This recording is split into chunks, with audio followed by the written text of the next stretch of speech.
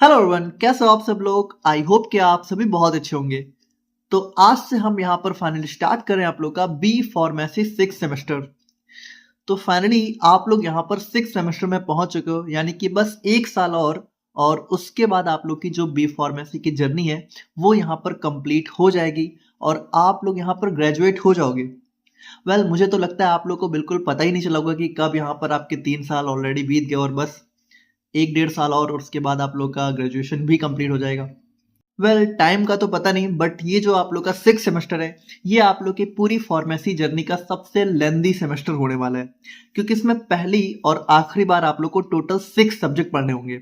यानी कि देखो, इस सेमेस्टर का नाम भी 6 है और इसके अंदर आप लोग को सब्जेक्ट भी 6 पढ़ने हैं। यानी कि देखो, यहाँ पे कोई इंटरनल सब्जेक्ट नहीं है, इन 6 सब्जेक्ट का आप लोग को यहाँ पे सेमेस्टर एग्जाम यानी कि यूनिवर्सिटी एग्जाम देना है। तो ये हमारे पूरे फार्मेसी का सबसे लेंदी सेमेस्टर होने वाला है। इसके बाद देखो, 7 सेमेस्टर से आप लोग को रिलीफ मिल जाएगी। 7 सेम में आप लोग को सिर्फ 4 ही सब्जेक्ट पढ़ने हैं। 6 सेम में लेकिन आप लोग को 6 सब्जेक्ट के बारे में पढ़ना होगा। अब देखिए, यहाँ पर इस वीडियो को थोड़ा सा स्टार्टिंग में आप लोग ध्यान से देख लेना, क्योंकि एक बहुत इंपॉर्टेंट डिस्कशन करना है नोट्स के रिलेटेड। तो प्लीज आप लोग थोड़ा सा इस वीडियो को ध्यान से देख लेना। बाकी देखिए, अगर हम लोग यहाँ पे थोड़ा सब्जेक्ट की अगर बात कर लें तो इसमें आप लोग को जो है हमारे 2 सब्जेक्ट कंटिन्यू होते हुए देखने को मिलेंगे। बाकी यहाँ पे 4 न्यू सब्जेक्ट आप लोग को देखने को मिलेंगे। और यहाँ पे ये जो 2 सब्जेक्ट हैं ये इनका लास्ट पार्ट होगा। यानी यहाँ पे आप लोग को मेडिसिनल केमिस्ट्री थर्ड पढ़नी है, जो कि मेडिसिनल केमिस्ट्री का लास्ट पार्ट होगा। और यहाँ पे आप लोग को फार्माकोलॉजी का भी लास्ट पार्ट यानी फार्माकोलॉजी थर्ड के बारे में पढ़ना है। तो 4 सेमेस्टर से यहाँ पे इन दोनों सब्जेक्ट की जर्नी स्टार्ट हुई थी और 6 सेमेस्टर पे यहाँ पे इनकी जर्नी एंड हो जाएगी। अब देखिए, कहने को अगर हम लोग बोले तो ये जो हर्बल ड्रग टेक्नोलॉजी है ये सब्जेक्ट आप लोग का नया है, लेकिन अगर देखा जाए ना तो ये कहीं ना कहीं हमारा फार्माकोग्नोसी से ही रिसेंबल करता हुआ सब्जेक्ट आप लोग को देखने को मिलेगा। तो आप कह सकते हो कि ये भी फार्माकोग्नोसी का थर्ड पार्ट है। बट फिर भी यहाँ पे थोड़ा सा नाम डिफरेंट है, क्योंकि इसमें हम लोग सिर्फ हर्बल ड्रग्स यानी कि जो प्लांट मेडिसिन होती हैं उनके बारे में काफी डिटेल में पढ़ रहे होंगे। तो इसीलिए यहाँ पे देखिए, इसका नाम हमारा हर्बल ड्रग टेक्नोलॉजी हो जाता है। तो ये भी हमारा कह सकते हो एक न्यू सब्जेक्ट है। बाकी आप समझ सकते हो कि उसी का कंटिन्यूएशन ही है फार्माकोग्नोसी का। उसके बाद अगर हम लोग यहाँ पे 4 सब्जेक्ट की बात करें तो हमारा आ जाता है बायो फार्मास्यूटिक्स। अब देखो, ये भी कहने को एक नया सब्जेक्ट है, लेकिन इसमें भी आप लोग थोड़ा सा कह सकते हो फार्माकोलॉजी को थोड़ा एडवांस फॉर्म में पढ़ोगे। यानी फार्माकोलॉजी के अंदर जो फार्माकोकाइनेटिक वाला पार्ट था, इसका पूरा नाम हमारा हो जाता है बायो फार्मास्यूटिक्स एंड फार्माकोकाइनेटिक्स, जो कि आपके सब्जेक्ट का नेम है। तो इसमें आप लोग थोड़ा सा फार्माकोलॉजी को और एडवांस लेवल पे पढ़ने वाले हो।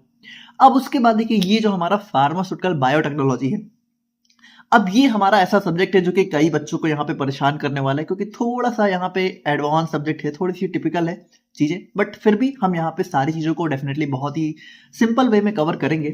और उसके बाद आप लोग का लास्ट में आ जाता है फार्मास्यूटिकल क्वालिटी एश्योरेंस। तो देखिए, इन सभी सब्जेक्ट के बारे में काफी डिटेल में हम लोग डेफिनेटली बात करेंगे, इनका सिलेबस डिस्कस करेंगे, इनमें कौन कौन सी चीजें आप लोग को पढ़नी है। बाकी देखिए, इन सभी चीजों से पहले एक बहुत ही इंपॉर्टेंट डिस्कशन हम लोग यहाँ पे कर लेते हैं। देखिए, 6 सेमेस्टर की जो भी नोट्स एंड वीडियोज होंगी वो आपको एज यूजुअल हमारे यूट्यूब और वेबसाइट पर ही देखने को मिलेंगी। जैसा कि चलता आ रहा है कि जैसे जैसे आप लोगों को यूट्यूब पे वीडियो मिलती जाएगी, वैसे वैसे जो नोट्स है वो आपको वेबसाइट पे अवेलेबल होती जाएगी। जैसे मान लीजिए कि हमारी यूनिट 1 हमने अपलोड करी किसी भी सब्जेक्ट की, तो उसी तरीके से यूनिट 1 की नोट्स भी वीडियो के बाद आपको वेबसाइट पे देखने को मिल जाएगी।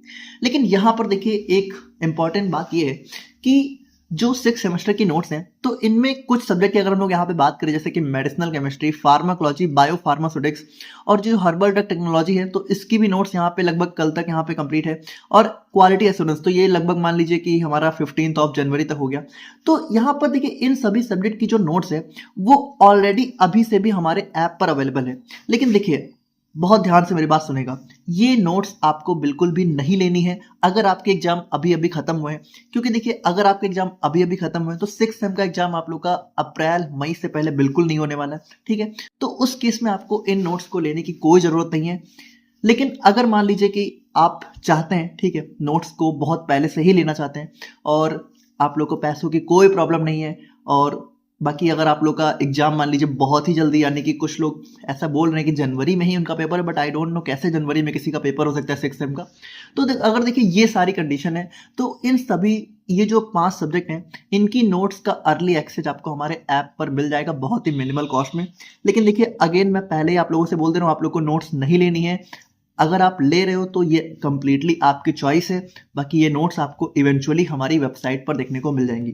तो ये एक बहुत ही इंपॉर्टेंट इन्फॉर्मेशन थी, मैंने आप लोग को बता दिया। प्लीज आप लोग बाद में मुझे कुछ मत कहना। तो ये हमारा एक इंपॉर्टेंट डिस्कशन था जो कि मुझे आप लोगों से करना था। बाकी देखिए, अब हम लोग यहाँ पे अपने सब्जेक्ट्स को थोड़ा सा डिटेल में देखते हैं कि क्या क्या सब्जेक्ट हैं और कौन कौन सी चीजें हमें उनके अंदर पढ़नी है। तो सबसे पहले हम लोग यहाँ पे बात करते हैं अपना मेडिसिनल केमिस्ट्री के बारे में। अब देखिए, मेडिसिनल केमिस्ट्री की बात करें तो जो आप लोग 6 सेम की मेडिसिनल केमिस्ट्री है, इसमें आप लोग को यूनिट 1 और यूनिट 2 में सबसे पहले आप लोग को पढ़ना है एंटीबायोटिक्स के बारे में। तो एंटीबायोटिक्स की मेडिसिनल केमिस्ट्री को हम लोग यहाँ पे काफी डिटेल में देखेंगे। अब एंटीबायोटिक्स के अंदर भी हमारे बहुत सारे टाइप होते हैं, जैसे बीटा लैक्टम, अमीनोग्लाइकोसाइड्स, टेट्रासाइक्लिन्स, और जो बची हुई हमारे टाइप्स हैं उनको हम लोग यहाँ पे यूनिट नंबर 2 में देखेंगे। उसके बाद यूनिट 2 में हमारा एंटीबायोटिक्स के साथ साथ ही हम लोग यहाँ पे प्रोड्रग्स और एंटी मलेरियल यानी कि मलेरिया को ट्रीट करने में जो ड्रग्स हमारी यूज होती हैं उनके बारे में भी हम लोग यहाँ पे डिस्कस कर रहे होंगे। यूनिट नंबर 3 की बात करें तो इसमें हम लोग यहाँ पे अपने एंटी ट्यूबरकुलर यानी कि ट्यूबरक्लोसिस के ट्रीटमेंट में जो ड्रग्स हमारी यूज होती हैं उनके बारे में पढ़ रहे होंगे। फिर हमारा यूरिनरी ट्रैक्ट एंटी इन्फेक्टिव, यानी कि देखिए जो हमारा फीमेल्स का यूरिनरी ट्रैक्ट होता है, ठीक है, वहां पे जब कोई इन्फेक्शन हो जाता है तो वहां पे कौन कौन सी ड्रग्स हम लोग यहाँ पे यूज करते हैं उनके बारे में हम लोग देखेंगे। बेसिकली यहाँ पे देखिए मेल्स का भी हो सकता है बट फीमेल्स के बारे में ही ज्यादा बात करी जाती है। और एंटी वायरल एजेंट्स, यानी कि अगर वायरल इन्फेक्शन हो जाता है तो वहां पे कौन कौन से एजेंट्स हम लोग यहाँ पे यूज करते हैं उनके बारे में भी हम लोग यहाँ पे यूनिट 3 में पढ़ रहे होंगे। यूनिट नंबर 4 की बात करें तो यूनिट नंबर 4 में हम लोग यहाँ पे बात करेंगे अपने एंटी फंगल एजेंट्स के बारे में। यानी कि देखिए अगर किसी को फंगल इन्फेक्शन हो जाता है तो वहां पे कौन कौन सी दवाएं हम लोग यूज करते हैं। उसके बाद देखिए एंथेलमेंटिक्स, ये हमारी वो दवाएं होती है जो कि पैरासाइटिक वॉर्म्स, यानी कि जैसे आप लोगों ने सुना होगा पेट में कीड़े हो जाना, तो ऐसी टाइप की जो पैरासाइटिक वॉर्म्स होते हैं उनको ट्रीट करने के लिए हम लोग यहाँ पे इन दवाओं का यूज करते हैं। फिर एंटी प्रोटोजोअल, तो जो हमारी प्रोटोजोअल डिजीज होती है उनको ट्रीट करने के लिए इनका यूज करते हैं। और फिर हमारी सल्फोनामाइड्स, तो ये हमारी एक अलग ही क्लास है ड्रग्स की, तो इसके बारे में भी हम लोग यहाँ पे काफी डिटेल में पढ़ेंगे। एंड यूनिट 5 में हम लोग यहाँ पे बहुत ही थोड़ा सा कॉम्प्लेक्स और डिफरेंट टॉपिक के बारे में पढ़ रहे होंगे जो कि हमारा हो जाता है ड्रग डिजाइन। अब यहाँ पे देखिए, यहाँ पे हम लोग सिंपली पढ़ेंगे कि जैसे मान लो इंडस्ट्री में जब कोई नई दवा बनाई जाती है, कोई नई दवा मान लो डेवलप करी जा रही है, तो क्या क्या अप्रोचेस होती हैं, कैसे एक नई दवा को डिजाइन करा जाता है, क्या क्या उसके अंदर प्रिंसिपल्स होते हैं, उन सभी चीजों को हम लोग यहाँ पे काफी डिटेल में यूनिट नंबर 5 के अंदर पढ़ रहे होंगे। तो देखिए ये आप लोग का मेडिसिनल केमिस्ट्री का सिलेबस हो जाता है। अब अगर हम लोग यहाँ पे फार्माकोलॉजी के सिलेबस की बात करें तो इसमें देखिए अगेन आप लोग को जैसा कि अभी तक 4th और 5th सेम में देखने को मिलता हुआ आ रहा है कि मेडिसिनल और फार्माकोलॉजी का सिलेबस काफी सिमिलर सा ही होता है। तो इस बार में मेडिसिनल के जितने भी टॉपिक्स हैं ये सभी के सभी टॉपिक्स आप लोग को फार्माकोलॉजी के अंदर एज इट इज देखने को मिलने वाले हैं। बस थोड़ा सा यहाँ पे हम लोग क्या करेंगे कि ड्रग्स फार्माकोलॉजी पे ज्यादा फोकस करेंगे। जैसे अगर यूनिट 1 की बात करें तो यूनिट 1 हमारा थोड़ा सा डिफरेंट है, ठीक है। यूनिट 1 में हमारा रिसेम्बलेंस नहीं है, मतलब कि फार्माकोलॉजी और मेडिसिनल दोनों अलग अलग हैं। बट अगर हम लोग यहाँ पे यूनिट 2, 3 से बात करें तो यहाँ पे बिल्कुल यूनिट 2, 3, 4 है जो आप लोग की, वो आप लोग की बिल्कुल यहाँ पे हमारी मेडिसिनल से देखने को मिलने वाली है। तो यूनिट 1 आप लोग को फार्माकोलॉजी में पढ़ना है जो है हमारे रेस्पिरेटरी और गैस्ट्रो इंटेस्टाइनल सिस्टम के अंदर जो भी हमारी डिजीजेस होती हैं, ठीक है, तो उन पर कौन कौन सी ड्रग्स हमारी यूज होती हैं उनके बारे में हम लोग यहाँ पे यूनिट नंबर 1 के अंदर देखेंगे। तो इसके अंदर जैसे कि हमारा अस्थमा वगैरह हो गया, अल्सर वगैरह हो गया, ठीक है, सीओपीडी हो गया, तो इन सभी के अंदर जो भी हमारे ड्रग्स यूज होती हैं उनके बारे में हम लोग यहाँ पे पढ़ रहे होंगे। यूनिट नंबर 2 की बात करें तो इसके अंदर हम लोग यहाँ पे बात करेंगे अपने कीमोथेरेपी। अब देखिए कीमोथेरेपी, वैसे तो कीमोथेरेपी वर्ड का नाम सुन के आप लोग को समझ में आ रहा होगा कि एंटी कैंसर एजेंट्स होता भी है, लेकिन यहाँ पे देखिए यहाँ पे हम लोग जनरल कीमोथेरेपी के बारे में पढ़ेंगे। देखो अगर कीमोथेरेपी वर्ड को ब्रेक डाउन करें तो कीमो मतलब कि केमिकल ड्रग्स और थेरेपी मतलब ट्रीटमेंट। तो यहाँ पे बेसिकली हम लोग उन केमिकल ड्रग्स के बारे में पढ़ेंगे जो कि कह सकते हो डिजीज कॉजिंग जो भी ऑर्गेनिज्म होते हैं, ठीक है, उनको किल करने में हमारी यूज होती हैं। तो इनके अंदर ना बेसिकली हम लोग कह सकते हो कीमोथेरेपी तो पढ़ेंगे ही, जैसे कीमोथेरेपी को स्पेसिफिकली हम लोग यहाँ पे पढ़ेंगे अपने यूनिट नंबर 4 के अंदर, ठीक है। बाकी अगर यूनिट नंबर 2, 3 की बात करें तो इसके अंदर हम लोग यहाँ पे अगेन देखिए क्या क्या पढ़ रहे होंगे, सल्फोनामाइड्स जो कि हमें मेडिसिनल में भी पढ़ना है। उसके बाद एंटीबायोटिक्स, इसको भी हमें मेडिसिनल में पढ़ना है। उसके बाद एंटी ट्यूबरकुलर, ये भी मेडिसिनल में है। एंटी लेप्रोटिक, तो ये हमारा थोड़ा सा फार्माकोलॉजी का ही पार्ट है। एंटी फंगल, ये भी मेडिसिनल में है। एंटी वायरल, ये भी मेडिसिनल में है। एंथेलमेंटिक, ये भी मेडिसिनल में है। एंटी मलेरियल, ये भी हमारा मेडिसिनल केमिस्ट्री में आप लोगों को देखने को मिल जाएगा। और उसके बाद एंटी अमीबिक, ठीक है, तो ये हमारा फार्माकोलॉजी के लिए स्पेशल है। यूनिट 4 की बात करें तो यूनिट 4 में हम लोग यहाँ पे पढ़ेंगे अपने यूरिनरी ट्रैक्ट इन्फेक्शन के बारे में, ठीक है, तो ये भी आप लोग का यहाँ पे मेडिसिन में दे रखा है। और उसके बाद हम लोग यहाँ पे थोड़ा सा अलग से पढ़ेंगे अपने सेक्सुअली ट्रांसमिटेड डिजीज के बारे में, तो ये थोड़ा सा फार्माकोलॉजी स्पेशल हो जाता है। और उसके बाद हम लोग यहाँ पे इम्यूनो फार्माकोलॉजी, यानी कि इम्यून सिस्टम में हमारी कौन कौन सी ड्रग्स यहाँ पे यूज होती हैं, इम्यून सिस्टम को कौन कौन सी ड्रग स्टिमुलेट करती हैं, डिप्रेस करती हैं, उनके बारे में हम लोग यहाँ पे पढ़ रहे होंगे। एंड यूनिट 5 में हम लोग पढ़ेंगे अपने टॉक्सिकोलॉजी, यानी कि कह सकते हो टॉक्सिसिटी, जैसे हमारी किस किस किन किन चीज़ों से टॉक्सिसिटी हो सकती है, जैसे जीनोटॉक्सिसिटी वगैरह हो गया, तो उन सभी के बारे में हम लोग यहाँ पे काफ़ी अच्छे से पढ़ रहे होंगे, और कौन कौन सी ड्रग्स हमारी यूज होती हैं। और उसके बाद हम लोग पढ़ेंगे अपने क्रोनोफार्माकोलॉजी के बारे में। अब देखो, क्रोनोफार्माकोलॉजी का सिंपल सा मतलब आप कह सकते हो कि जैसे दवाएं, क्या होता है कि दवाएं टाइम के हिसाब से भी अपना स्पेसिफिक वर्क शो करती हैं। जैसे मान लो कोई नींद की दवा है, तो वो रात में खाने पे ज्यादा बेटर इफेक्ट शो करेगी, राइट, क्योंकि रात में नेचुरली भी हमें नींद आती है। तो वो जो एक हमारा किरकैडियन रिदम होता है बॉडी का, ठीक है, तो उनके बारे में हम लोग थोड़ा सा यहाँ पे डिटेल में पढ़ रहे होंगे। नेक्स्ट हम लोग यहाँ पे हर्बल ड्रग टेक्नोलॉजी की बात करें तो यहाँ पे सिंपली हम लोग अपने हर्बल मेडिसिन के बारे में काफी डिटेल में पढ़ेंगे। जैसे यूनिट 1 में हमारा हर्बल मेडिसिन हो जाता है, ठीक है, फिर हमारा एग्रीकल्चरल प्रैक्टिस जिसके अंदर हम लोग देखेंगे, और फिर इंडियन सिस्टम ऑफ मेडिसिन, तो इसको आपने ऑलरेडी भी 4th सेम की फार्माकोग्नोसी में देखा हुआ है। इसके अंदर हम लोग आयुर्वेदा, सिद्धा, यूनानी, इन्हीं सब के बारे में काफी डिटेल में पढ़ रहे होंगे। यूनिट नंबर 2 में हम लोग पढ़ेंगे अपने न्यूट्रास्यूटिकल्स के बारे में। अब देखिए, न्यूट्रास्यूटिकल्स जैसे कि आप लोग को आज के दिन में पता है, जो मल्टीविटामिन्स वगैरह बाजार में मिलती हैं, वो सारे हमारे न्यूट्रास्यूटिकल्स के एग्जांपल हो जाते हैं, तो इनके बारे में भी काफी डिटेल में पढ़ेंगे। फिर हर्बल ड्रग के अंदर किस तरीके से इंटरेक्शन हमें देखने को मिल सकती है। यूनिट 3 के अंदर हमारी जो हर्बल कॉस्मेटिक्स आती हैं, हर्बल एक्सिपिएंट्स कौन कौन से होते हैं, और हर्बल फॉर्मेशन, यानी कि जैसे हमारा हर्बल सिरप, हर्बल टैबलेट्स, मतलब बेसिकली आप कह सकते हो कि हर्बल है ना, हर्बल से रिलेटेड सारी चीजों को देखेंगे। उसके बाद देखिए, ये जो हर्बल ड्रग्स हैं, तो इनका इवैल्यूएशन कैसे करते हैं, मतलब इनकी टेस्टिंग कैसे करते हैं कि ये सही है कि नहीं है, इनके अंदर पेटेंट का क्या सिस्टम होता है, और उसके बाद यहाँ पे कौन कौन से रेगुलेशंस इसके अंदर हमें देखने को मिलते हैं। जैसे इसके अंदर आप लोग को DTAB, DCC, इसको आपने ऑलरेडी फार्मास्यूटिकल जूरिस्प्रूडेंस में पढ़ा हुआ है, ड्रग टेक्निकल एडवाइजरी बोर्ड और ड्रग कंसल्टेटिव कमिटी, तो इन्हीं सबके बारे में आप लोग को पढ़ना है। और यूनिट 5 में आप लोग को पढ़ना है हर्बल ड्रग इंडस्ट्री के बारे में, यानी कि कौन कौन सी हर्बल ड्रग इंडस्ट्री हमारी इंडिया में देखने को मिलती है। जैसे कि आपको पता है आज के दिन में जैसे डाबर वगैरह हो गया, पतंजलि भी हमारा एक हर्बल ड्रग इंडस्ट्री का एग्जांपल हो जाता है, तो वो सारी चीजों के बारे में हम लोग थोड़ा सा यहाँ पे पढ़ रहे होंगे। और फिर हमारी लास्ट में आ जाते हैं GMP, यानी कि गुड मैन्युफैक्चरिंग प्रैक्टिसेस। तो जैसे मान लो कोई हर्बल दवा बनाई जा रही है, तो बनाते समय कौन कौन सी बातों का ध्यान रखना चाहिए, उनके बारे में हम लोग यहाँ पे इसके अंदर देख रहे होंगे। तो देखिए, ये आप लोग के यहाँ पे 3 सब्जेक्ट का सिलेबस हो जाता है। और बाकी नेक्स्ट हम लोग यहाँ पे बात करें अपने बायोफार्मास्यूटिक्स के सिलेबस के बारे में। तो देखिए, जैसा कि मैंने आप लोग को बताया कि ये बेसिकली आप लोग का फार्माकोलॉजी का एडवांस फॉर्म है। तो यहाँ पे हम लोग जो है अगेन जो है अपने कह सकते हो एब्जॉर्प्शन, डिस्ट्रीब्यूशन को बहुत डिटेल में यूनिट 1 में पढ़ेंगे। यूनिट 2 में हम लोग पढ़ेंगे एलिमिनेशन। अब देखो, एलिमिनेशन का मतलब हो जाता है मेटाबॉलिज्म प्लस एक्सक्रीशन। एलिमिनेशन का मतलब बॉडी, दवा का बॉडी से बाहर निकला, तो दवा बॉडी से कब बाहर निकलती है, दवा बॉडी से तब बाहर निकलती है जब वो मेटाबोलाइज होती है, एक्सक्रीट होती है, तो इन दोनों को साथ में एलिमिनेशन बोल देते हैं। उसके बाद बायो अवेलेबिलिटी के बारे में हम लोग यहाँ पे काफी डिटेल में बात करेंगे। यूनिट 3 में हम लोग यहाँ पे बात करेंगे अपने फार्माकोकाइनेटिक्स के अंदर थोड़ा सा कंपार्टमेंट मॉडल्स के बारे में। अब देखो, ये हमारा थोड़ा सा यहाँ पे टिपिकल टॉपिक हो जाता है, जो कि थोड़ा सा जल्दी समझ में नहीं आता है, बट यहाँ पे डेफिनेटली इसको हम लोग काफी सिंपल तरीके से देखने की कोशिश करेंगे। अब कंपार्टमेंट में भी हमारे बहुत सारे मॉडल्स होते हैं, जैसे सिंगल कंपार्टमेंट, मल्टी कंपार्टमेंट। तो यहाँ पे इसका इंट्रोडक्शन हम लोग यूनिट 3 में देखेंगे, और यूनिट 4 में मल्टी कंपार्टमेंट मॉडल्स को देखेंगे। बेसिकली यहाँ पे बॉडी को बहुत सारे कंपार्टमेंट में डिवाइड करके हम लोग यहाँ पे ड्रग्स का डिस्ट्रीब्यूशन चेक करते हैं कि दवा कैसे डिस्ट्रीब्यूट हो रही है हमारी बॉडी में। और उसके बाद यूनिट 5 में हम लोग पढ़ेंगे नॉन लीनियर फार्माकोकाइनेटिक्स के बारे में। देखो, नॉन लीनियर का मतलब है, जैसे नॉर्मली क्या होता है, नॉर्मली आप दवा का डोज बढ़ाते हो तो दवा का इफेक्ट भी बढ़ता है, लेकिन नॉन लीनियर में हम लोग देखेंगे कि कैसे दवा का डोज बढ़ाने पे दवा का इफेक्ट ज्यादा भी हो सकता है, और हो सकता है कम भी हो जाए, या फिर हो सकता है बढ़े बिना। तो वो सारी चीजें, मतलब यहाँ पे क्या होता है कि डायरेक्ट रिलेशन नहीं होता है कंसंट्रेशन के साथ, ठीक है। तो वो सारी चीजें हम लोग यहाँ पे नॉन लीनियर फार्माकोकाइनेटिक्स में देखेंगे।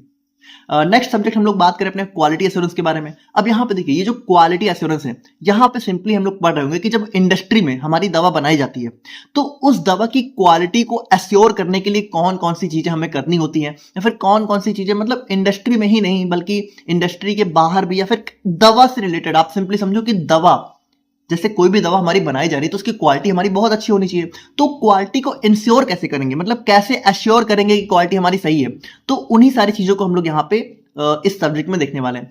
तो यूनिट 1 में आप लोग को पढ़ना है क्वालिटी एश्योरेंस, क्वालिटी कंट्रोल के बारे में। उसके बाद आप लोग को पढ़ना है टोटल क्वालिटी मैनेजमेंट के बारे में। फिर हम लोग ICH गाइडलाइंस, तो ICH हमारा इंटरनेशनल कॉन्फ्रेंस ऑफ हार्मोनाइजेशन होता है। देखो, यहाँ पे हम लोग बस एक इंट्रोडक्शन ले रहे हैं, तो आप लोग ये मत सोचना कि ये सब क्या है, हम लोग देखेंगे डेफिनेटली, है ना, जब यूनिट 1 पढ़ेंगे तो देखेंगे। उसके बाद देखो, QBD तो क्वालिटी बाय डिजाइन हो गया। फिर ISO के हमारे कुछ सर्टिफिकेट होते हैं, 9000, ISO 9000 आपने देख रखा होगा कई जगह, ठीक है। एक हमारा ISO 14000 होता है इन्वायरमेंट के लिए। फिर NABL, तो NABL हमारा होता है national accreditation board for testing and calibration of laboratories, यानी कि कोई जो लैब होती है जहां पे टेस्टिंग वगैरह होती है, तो वहां पे NABL हमारा उसको चेक करता है कि वहां पे टेस्टिंग अच्छे से हो रही है कि नहीं हो रही है, फिर उसको यहाँ पे सर्टिफिकेट देता है। और उसके बाद यूनिट 2 की बात करें तो यूनिट 2 में हम लोग यहाँ पे इंडस्ट्री के अंदर हमारा जैसे इंडस्ट्री का ऑर्गेनाइजेशन कैसा होना चाहिए, यानी इंडस्ट्री के अंदर फैसिलिटी कैसी होनी चाहिए, कौन कौन से एरिया होने चाहिए। उसके बाद पर्सनल का मतलब इंडस्ट्री में काम करने वाला बंदा, ठीक है, जो भी इंडस्ट्री में काम करने वाले वर्कर्स होते हैं उनको हम लोग पर्सनल बोल देते हैं। तो पर्सनल की क्या क्या रिक्वायरमेंट होनी चाहिए, इक्विपमेंट कौन कौन से होने चाहिए और इक्विपमेंट हमारा कैसे होने चाहिए, सही होने चाहिए कि मतलब किस तरीके से उनका कैलिब्रेशन वगैरह होना चाहिए। मतलब आप कह सकते हो कि अब इक्विपमेंट हो गया, रॉ मटेरियल हो गया, तो इन सब में क्वालिटी का ध्यान हमें कैसे देना है। देखो हर चीज में क्वालिटी के बारे में हम लोग पढ़ेंगे। उसके बाद यूनिट 3 में हम लोग क्वालिटी कंट्रोल टेस्ट के बारे में पढ़ रहे होंगे, ठीक है, जैसे पैकेजिंग मटेरियल वगैरह हो गया तो उनका क्वालिटी कंट्रोल टेस्ट पढ़ेंगे। फिर जीएलपी का मतलब होता है गुड लैबोरेटरी प्रैक्टिसेस, यानी कि एक लैब के अंदर हमें किस तरीके से चीजों को टेस्ट करना चाहिए, कैसे लैब के अंदर हमारी टेस्टिंग वगैरह परफॉर्म होनी चाहिए कि रिजल्ट हमारा अच्छा रहे। तो वो सारी गाइडलाइंस इसके अंदर होती हैं। उसके बाद यूनिट 4 में हम लोग कंप्लेंट्स के बारे में पढ़ रहे होंगे कि मान लीजिए कि कोई कस्टमर की कंप्लेंट आती है तो उसको कैसे हमें मैनेज करना है, कैसे उसको बहुत ही सीरियस तरीके से लेना चाहिए। और फिर डॉक्यूमेंटेशन, ठीक है, तो अगर कोई भी चीज होती है तो उसका डॉक्यूमेंट हमें बना के रखना है, उसको रिकॉर्ड बना के रखना है। तो वो सारी चीजें हम लोग इसके अंदर देखेंगे। और यूनिट 5 में हम लोग बेसिकली अपना जो भी इंस्ट्रूमेंट होते हैं उनका कैलिब्रेशन, ठीक है, कि इंस्ट्रूमेंट को हमें टाइम टू टाइम चेक करते रहना चाहिए कि वो सही वर्क कर रहे हैं कि नहीं कर रहे हैं। नहीं कर रहे तो हमें कैलिब्रेट करते रहना चाहिए। और वैलिडेशन की मतलब हमने वैलिडेट कर दिया कि हाँ अब ये चीज सही है, ठीक है, तो वैलिडेशन कैसे करते हैं। और वेयर हाउसिंग मतलब कि जो हमारे स्टोर रूम वगैरह होते हैं जहां पे सारी चीजें स्टोर होती है, वेयर हाउस है ना, बनने के बाद जो भी प्रोडक्ट होते हैं वो स्टोर कैसे होते हैं, तो वो सारी चीजें हम लोग यहाँ पे देख रहे होंगे। एंड फाइनली अगर हम लोग यहाँ पे अपने बायोटेक्नोलॉजी की बात करें तो अब यहाँ पे देखिए, अगर हम लोग इस सब्जेक्ट को नाम से ही देखें तो बायोटेक्नोलॉजी यानी कि कह सकते हो लिविंग ऑर्गेनिज्म का यूज करके हम लोग जो दवाएं बनाते हैं, तो कैसे कौन कौन सी टेक्नोलॉजी का हम लोग यहाँ पे यूज करते हैं, कैसे हमारी लिविंग ऑर्गेनिज्म का यूज करके हम लोग दवाओं को प्रिपेयर करते हैं, उसको हम लोग यहाँ पे अपने बायोटेक्नोलॉजी में देखेंगे।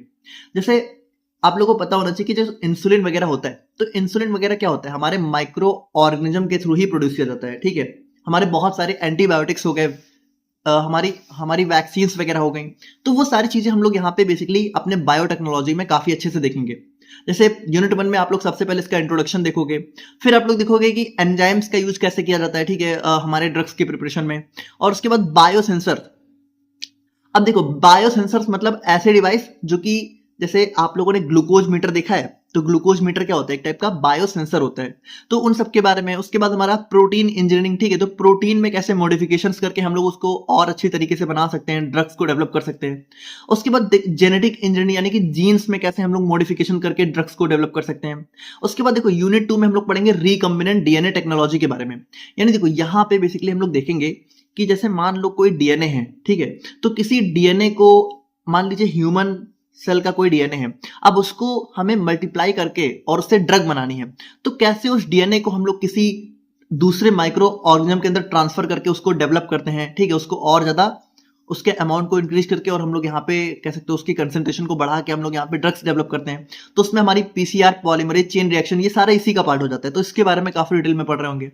यूनिट 3 में हम लोग अपने इम्यूनिटी और एंटीबॉडीज के बारे में काफी डिटेल में डिस्कस कर रहे होंगे। यूनिट 4 में हम लोग यहाँ पे पढ़ेंगे अपने इम्यूनोब्लोटिंग यानी कि कह सकते हो एंटीबॉडीज का यूज करके हम लोग जो डिफरेंट डिफरेंट टाइप्स की प्रोटीन है उनको पहचानने का काम कैसे करते हैं। और उसके बाद हम लोग यूकारियोट्स और प्रोकारियोट्स के बारे में थोड़ा सा देखेंगे, माइक्रोब्स के बारे में देखेंगे, और कैसे हमारे माइक्रोब्स माइक्रोबियल बायो ट्रांसफॉर्मेशन, जैसे कोई दवा मान लीजिए कोई जीन वगैरह आपने माइक्रोब्स के अंदर ट्रांसफर करी, तो कैसे वो माइक्रोब्स उसको ट्रांसफॉर्म करते हैं, कैसे उसको ग्रो करते हैं, उन सभी की स्टडी। और उसके बाद म्यूटेशंस, जैसे आप लोगों ने सुना होगा डीएनए में म्यूटेशन हो जाते हैं, तो उसके बारे में भी हम लोग यहाँ पे काफी डिटेल में डिस्कस करेंगे। एंड यूनिट 5 में हम लोग पढ़ेंगे अपने फर्मेंटेशन। तो फर्मेंटेशन का मतलब क्या होता है, फर्मेंटेशन का मतलब एक ऐसी प्रोसेस जिसके थ्रू हम लोग यहाँ पे अपने माइक्रो ऑर्गेनिज्म के नंबर्स को बढ़ा सकते हैं, तो उसको भी हम लोग यहाँ पे देखेंगे। जो भी हमारे जरूरी माइक्रोब्स होते हैं जैसे यीस्ट वगैरह होता है, ठीक है, और हमारे ब्लड प्रोडक्ट्स, तो इन सभी के बारे में हम लोग यहाँ पे यूनिट 5 में काफी डिटेल में डिस्कस कर रहे होंगे।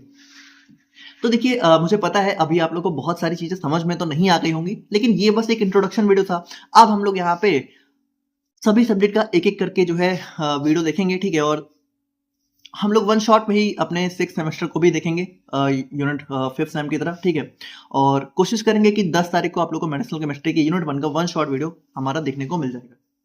तो मिलते हैं नेक्स्ट वीडियो में। बाकी आप लोग बताइए, अगर आप लोग कोई और सब्जेक्ट चाहते हो तो हम लोग उसी को स्टार्ट कर देंगे, ठीक है। बाकी हम सोच रहे हैं मेडिसिनल ही स्टार्ट किया जाए, तो आप लोग अपनी जो भी आप लोग अपनी राय कमेंट में शेयर करिएगा। एंड मिलते हैं नेक्स्ट वीडियो में, तब तक के लिए थैंक यू सो मच।